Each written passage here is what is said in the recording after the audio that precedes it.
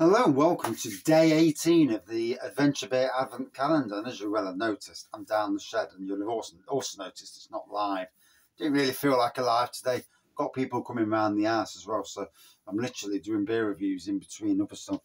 But today we're going over to Tollgate Brewing Company, or Tollgate Brewery even, for their Xmas Pud Porter.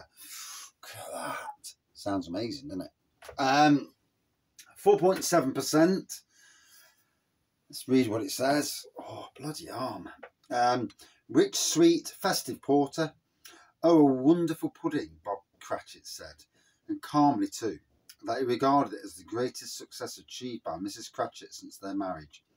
Our own wonderful choc porter, given a Christmas twist for the festive season. Best enjoyed with your own Christmas pudding on the big day. Malts are Mopa, caramels and chocolate. The main hops are Admiral, Fuggles rather, and First Gold. And ingredients include water, which you'd be surprised to know. Brewed in the heart of the National Forest, 4.7%. From Cork in Derbyshire, with a Leicester postcode, funnily enough. LE65 1RG. Tollgate Brewery. Been a while since I've had Tollgate Brewery on cask, actually. Did have it at the Miner's Return in Gilbrook, one of their casks. So yeah, it was lovely to get a Tollgate Brewery cask, you know, somewhere in Nottingham. Don't often see them for some strange reason. Obviously, I got this from Adventure Beer, hence the Adventure Beer Advent Calendar, you know, thing. A bit of smoke on the top there. A bit of smoke on the pour, oh, a bit smoky. Obviously, massive thank you to the mystery subscriber, friend of the channel, who actually basically paid for this. Yeah, he put the gift code into Adventure Beer, contacted Adventure Beer, and he put £100 on a gift card, which is absolutely mind-blowingly generous and kind. You know, as a thank you for the years of beer reviews and chat and that sort of thing. So yeah, it is very humbling. And hopefully tomorrow night, Tuesday the 19th of December 2023, I'll be back to normality tomorrow night. But tonight, yeah, a couple of nights off the live reviews. Sometimes it happens. I was ill last night, so I couldn't have done the live review anyway. No, I actually did do one live review, but I was really poor. No, not a single person. There were a few watching, but not a single person interactive. And it kind of, you know, it kind of like, ooh, okay. So a lovely black pour and a white head on this in the Hucknall Beer Festival glass from last year. I was asked to go along as a bit of a little bit of a judge thing for that. The only time that any Nottinghamshire based beer festival has ever invited me along for anything, so quite humbling, you know, and very kind. Will I get invited this year? Probably not, but you know, it's what it is. Can't win them all. Smell of Christmas. Winter spices. Oh.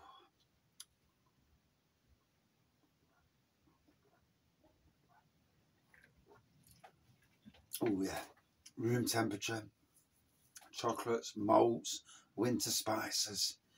Oh, I'll let the air get to it for a bit. So, been out in the garden today with the dog, and I'm learning about this dog. That the environment she was in, she's one, and maybe it's just the dog she is, because you get some dogs that, you know, they want to get out and roam the world, and not only that, she's come on season. And she's, you know, like your gates, your fences, and all that. She's probing everything. It's like, Jesus Christ! Didn't even realise she could get her head through that. So the bottom of the gate. I mean, when we had our old dog Charlie, when he was a puppy, he could get under the flipping gate. If that was that small, he could easily get under the gate.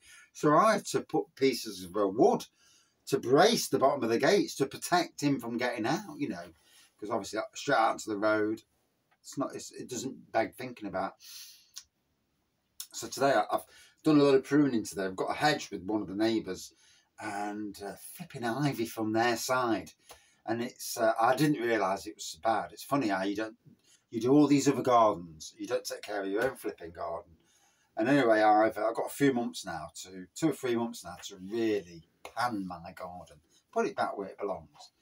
And now I've got the time to do it, obviously. I'm being off for a few weeks. It's nice to spend the odd hour outside when it's warm, at least. It's bloody freezing, I'm not bothering. But yeah, I've cut in that. It got like a prunus hedge, cherry laurel, Portuguese laurel. Yeah, we got there in the end. And I've used it as a hedge, and I've had to bring it down now below the fence level, and you can see where the hedge has grown into next doors through like this archway jobby that they've got, and the bloody ivy's all on their side, so it's an absolute pain. It looks like they're moving out as well because the rooms are clear. So sad. Students have been in there for 3 years, and they've been the quietest students, to be fair.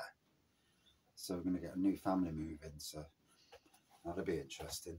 So yeah, so I just want to make sure I get my fence done down and that.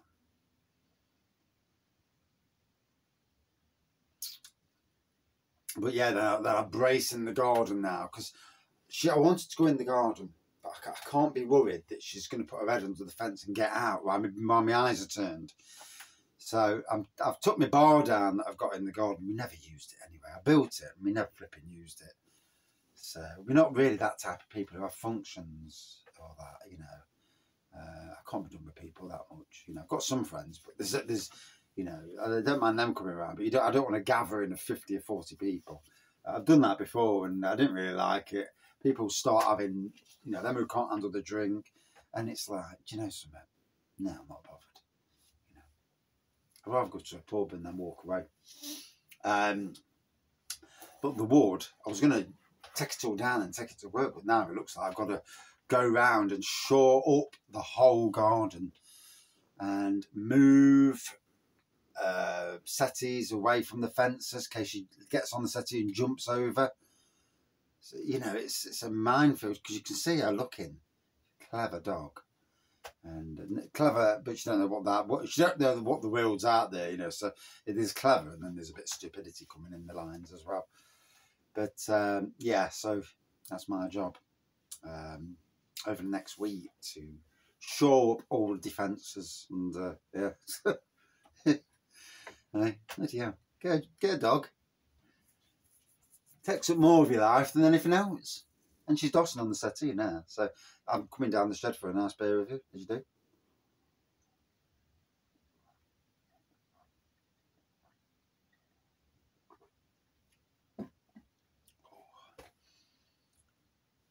First beer of the day, and it's like, what is it? 5:15. So, yeah, even though I'm off work, I'm not really touching the beer, to be fair. So, in some ways, that's a good thing. It is. My progression from years ago, where I was hitting, you know, the beer relatively too much, and yeah, it is progression. Still enjoy beer, still love doing beer reviews, but certainly not overdoing things. Well, not too much at least.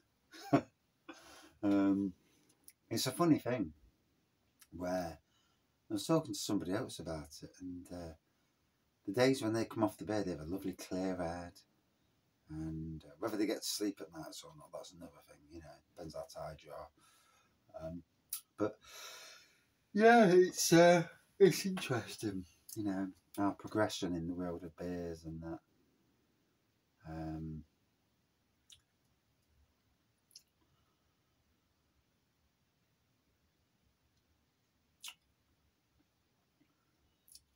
I suppose in life, you know, best of us have to grow up a little bit, and yeah.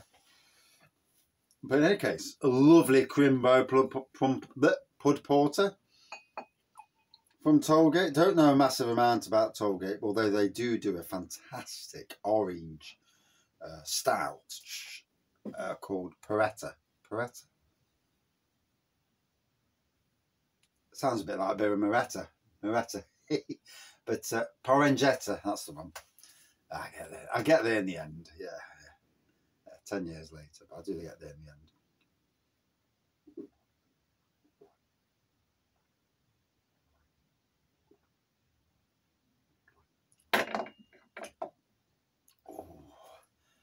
And again, it's super flavourful. Lovely Christmas pudding beer. A true, fantastic beer to have at this time of year, when it's obviously Christmas is coming at a rate of knots now. Been out today. We've had a full busy day. I didn't even sat down today. That's how busy it's been. Got up this morning. Had to get up at 3 o'clock last night to let the dog out for a wee. Did she do a wee? Did she bob? Sat on the garden, wrapped round me with the fleece. And she's tootling up and down. We have the light on the back. The light's always on the back. Always has been, because it stops anybody burgling our house. Whether it'll actually stop anybody, there's the thing. But it's a deterrent. And a deterrent sometimes is all you need in this life world we live in. Dark alleyways, that gives to muggers and all that sort of thing. So the 30-watt LED light that's lighting up the back garden for the winter months is a price I will always pay. And I know, like my friend yesterday, Andy, says to me, I'll put a PIR on that. And I said, I'm not bothered about a PIR. I like the fact it's well lit, and it gives good light. So at 3 o'clock in the morning, I'm sat out in the back garden. It's like daylight. I do feel sorry for the neighbours at the back of me, but yeah. They should be asleep at that time of day anyway. And should have decent curtains to keep the light out. Is what it is on that side of things, obviously. Yeah. But sat there at 3 o'clock in the morning. It's like, fucking, I'm knackered. Good thing I'm not at work. And she's there tootling along the decking and no way at all. But she's running up and down. I thought, well, she's losing a bit of energy. And this is the second night on the row she's done this. Like the night before, I was fuming. Last night, I let my stress levels come back down, because the night before, my stress levels were through the roof. Red stress levels, and I could feel it. I could even feel it getting to my chest, breathing. So, the dog would wound me up that much. And, she's on a journey. We're all on a journey, with her. So I don't want her to, I don't want to be getting angry, too angry at least. You need to be firm. But, oof. So yeah, yes. Took her back upstairs to bed. Put her in a bed. 5 minutes later, she's walking around the top of the stairs. I thought, for God's sakes. I gave her 10 minutes. I thought, hopefully she'll jump back into bed. And I'm starting to get really, really knackered. So then I picked her up, plonked her in a bed. And then I put my foot on top of her, just to gently nudge her down a bit and leave my foot there. She's licking my feet. Bless her. I won't lick my feet. You know what I mean? Smell what the rag's cooking. And you won't want to be licking my feet, that's for sure. I know what they're doing in some of these porno movies, but do apologise for that comment. But fuck that shit. Yeah. I mean, unless you had the bath beforehand, that second beforehand, someone was walking round all day. No chance. Anyway, on with the beer.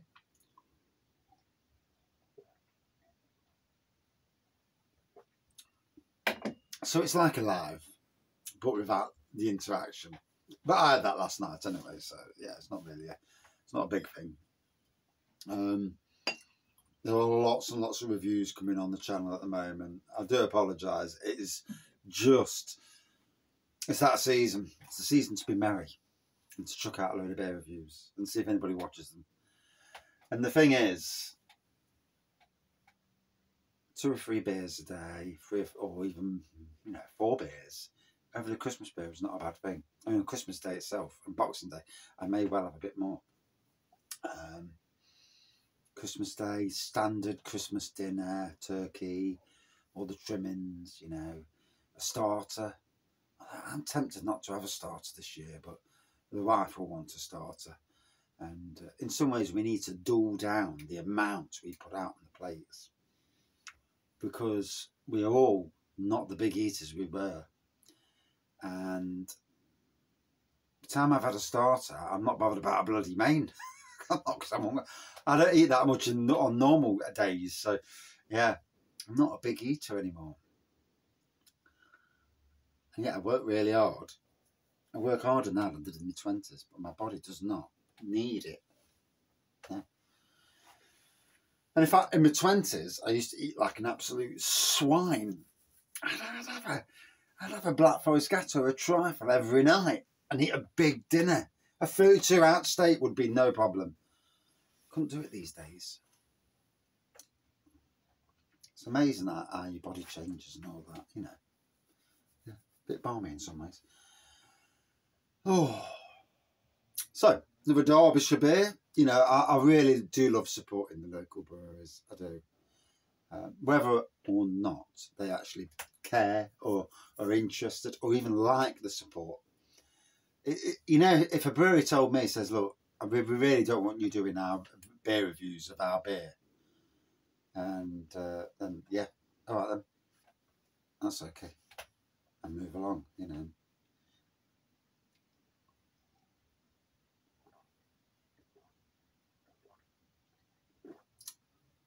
I've never heard it, but it makes you wonder, doesn't it?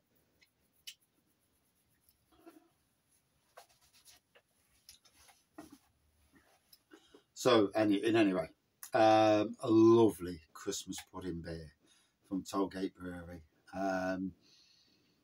Can't fault it at all. Delicious. Proper get the Crimbo Pud element. And they're a cracking brewery. If you live in Derbyshire or if you live in East Midlands, Adventure Beer. If you live in Derbyshire and live near these, although it's an LE postcode, Leicester postcode, it's not bad. The borders must have changed obviously over the years. It's stupid, isn't it? Stupid. Should have left the borders as they were. Although then there'd be a Leicester brewery. Better off being a Derby brewery. To apologise to Leicester people, but yeah, it is what it is. Can't help my sense of humour. But anyway, yeah, certainly delivered. Really lovely winter spices. Truly nice beer. Yeah, can't fault it at all. Crimbo Pud Porter delivered. You can't ask for any more than that. Room temperature is king. Do not drink it cold.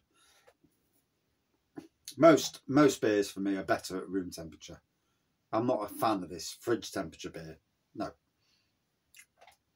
Flavours you don't get the flavours at fridge temperature. Depending on how cold your fridge is, obviously. But 10 degrees is best for all beer, I think. And for stouts, probably 16 or 17 degrees, the room. And in an hour or so, for them to warm up in that temperature. But that's just my opinion, do what you like on the opinions. It is what it is.